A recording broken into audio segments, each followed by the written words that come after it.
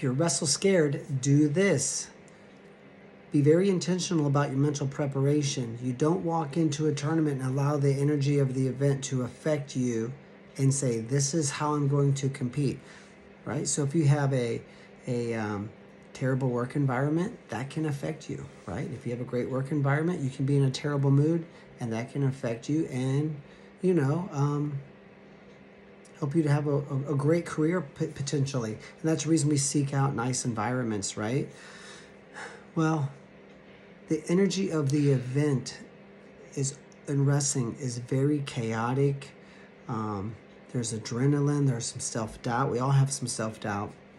Maybe you're worn out from the weight cut, right? Sometimes it can be overwhelmingly sort of negative, and you got to be sort of intentional and say, I'm going to have a tremendous time. I'm going to enjoy myself. I love this. When I walk into a gym, I love the whistles.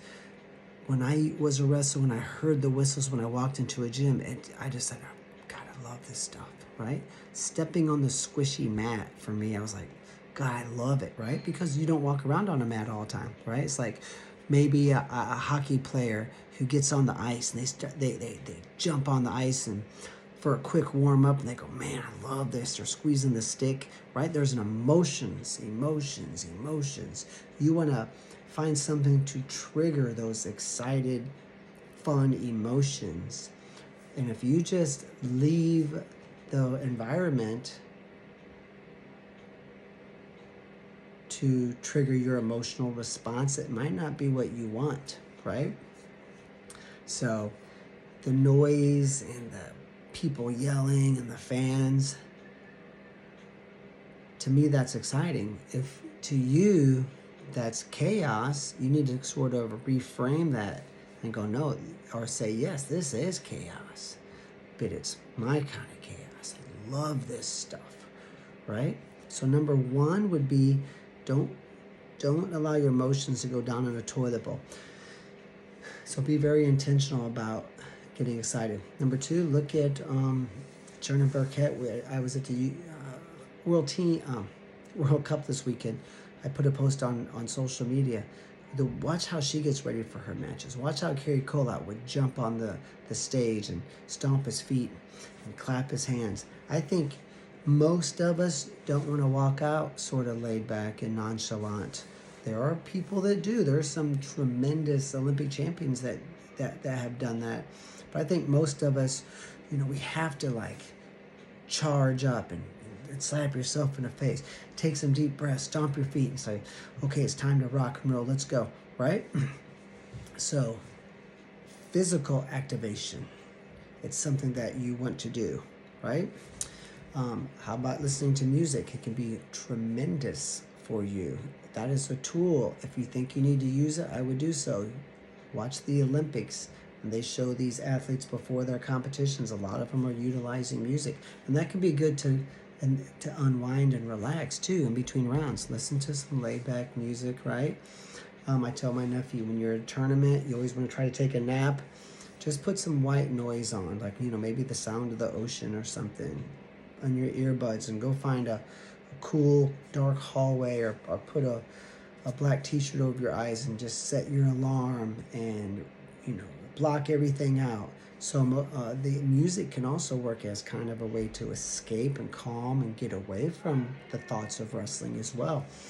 The last thing I would say is make an effort to grab and engage. It's like setting the tone. If I'm a little bit anxious about the match, I get close, I make a hard tie up, I'm pushing and pulling, maybe I hit, even if I'm not a real physical wrestler, I want to kind of like grab you and hit you one time and say, okay, we're going to get into it today, kid. This is what's going to happen, right? And then I might even go back, because if you watch Jordan Burroughs, one thing that was really eye-opening to me this weekend was what a tremendous hand fighter that guy is.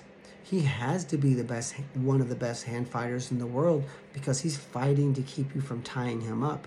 But he's not doing it by running away. He's pushing and fighting and passing and shoving and dropping his level. His hand fighting is unbelievable.